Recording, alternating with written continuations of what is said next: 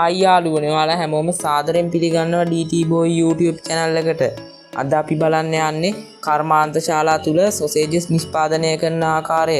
ඉතින් ඔයා තාමත් අපේ channel එක subscribe කරලා නැත්නම් දැම්ම channel එක subscribe කරලා වීඩියෝ එකට like එකකුත් දාලා දැම්ම වීඩියෝ එකත් එක්ක set වෙන්න. එහෙනම් ඉතින් වැඩි කතා නැතුව යමු වීඩියෝ එකට.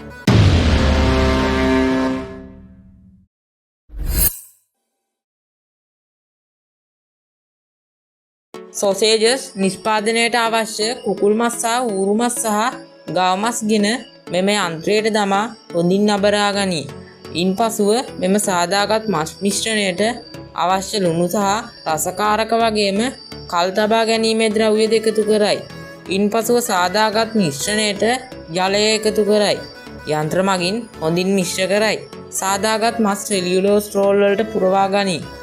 සාදාගත් සොසේජස් වල විශාල ආවන් යන්ත්‍ර මගින් උමාලයෙන් තම්බාගෙන ලුණු වතුරෙන් සෝදා ගනී.